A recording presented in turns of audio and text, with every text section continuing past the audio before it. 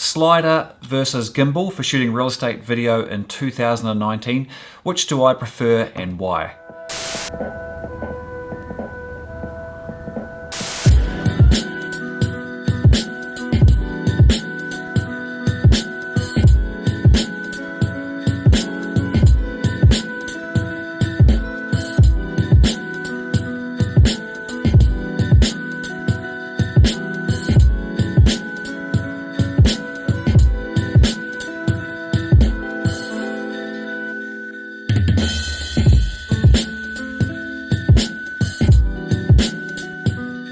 Hi, I'm Grant, and there is no doubt that with the arrival and the affordability of handheld stabilizers for shooting video, and especially real estate style of video, is there still a place for the humble video slider? For those of you that have been following me for a while, you may remember I actually did a blog post on my website last year comparing the pros and cons of the slider versus the gimbal, and I'll link that post below. When I go out now to shoot video, and especially real estate style of videos, I will just about always have with me in the boot of my car. Now it's getting quite full. I have my camera bag with my camera, I will have my tripod, my slider, my gimbal, and my drone. It can actually present a little bit of a problem now when I turn up at these jobs and now which of these great tools am I going to use for this video or for this job. Both of these tools have their advantages and disadvantages, and I'd be more than happy if I could only choose one, either being the slider or the gimbal, to shoot a job, and I'm quite comfortable shooting on either.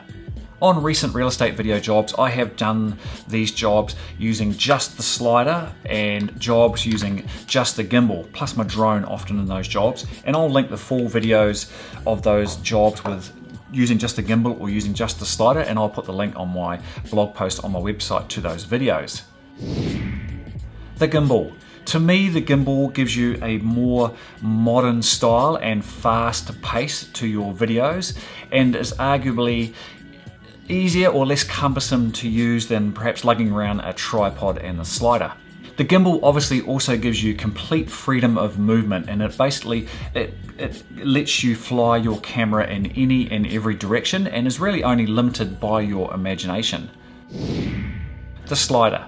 I still love using my slider, and to me the slider, or what the slider can give you, is a very elegant look and pace to your videos, or the look of your videos that you are shooting.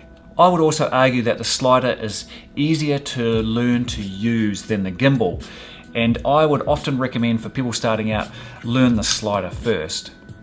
There's always some sort of noise pollution when I sit down and do these videos. I don't know if you can hear this, but there's a truck, one of those sort of vacuum trucks sucking up rocks on the road outside. Many gimbal moves you see these days are actually replicating moves that were first used on the slider. I also think that the slider is much better to use, or is much nicer to use when you have objects close to your camera or you're shooting objects in the foreground, because when you're shooting that style of shot with a gimbal, the gimbal tends to exaggerate any movement or walking or bobbing if you have something close to the camera. I also prefer the slider for close-up detail shots, because obviously you can use it with a more zoomed in length, and it's just more stable than perhaps using the gimbal. Which brings me to another drawback of the gimbal, and that is that the gimbal tends to be a one focal length pony. And by that I mean generally you'll be operating on your very wide lens when using a gimbal, especially for real estate style of videos. So it's very hard to change the lens or change the focal length when you're operating the gimbal, because it upsets the balance and you've got to rebalance it. So you see a lot of videos people shoot with gimbals, and they tend to just sit on their very wide setting and do every shot exactly the same. One of the key elements to any good video is shot variety and variation to hold the viewer's attention.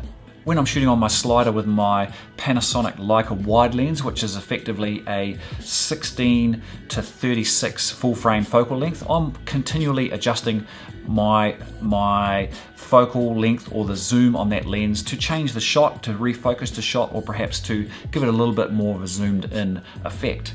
And of course I will often change to my 24 to 70 lens to shoot or isolate some sort of close-up detail. And yes, most of my wide or bread and butter shots of rooms for real estate style of videos are on my wide 18 to 20mm focal length, but then to break that up, I would always try and pick up some sort of close-up detail somewhere. To me, both the slider and the gimbal are just tools to draw upon in your video shooting toolkit. It is great to master both so that you can draw upon them when you need them. So how do I choose which one to use when rolling up to a job and opening up the boot of my car? The short answer is I actually use both now in most of my real estate style of videos, and it is good to draw upon the strengths of each. For example, the gimbal is my preferred tool for a push-in style of shot, or for example showing movement from inside to outside in a property. The gimbal is the tool of choice for that one. Or if I want to do just a straight horizontal wide slide or close-up detail style of shot, then the slider is my tool for that job. And another way to decide which of the tools to use is to think about the demographic of your client and the buyers of the property that you are shooting. For example, if the realtor agent I'm doing the video or the property video for is more conservative and indicates that perhaps the property is aimed at the more mature or elderly buyer, then I will often opt for the slider. Conversely, if the realtor agent is perhaps younger and perhaps the property is a more modern or funky apartment style of property, then I will go for the gimbal, which will give me the more pacey, perhaps modern style to the video. Those are my thoughts on the slider versus the gimbal for shooting real estate video in 2019, and I will link below this a link to my website where I'll embed the full or examples of a gimbal only and a slider only style of video. Let me know what you think in the comments below, and as always I hope you're subscribed to my YouTube channel, and I will see you in the next video.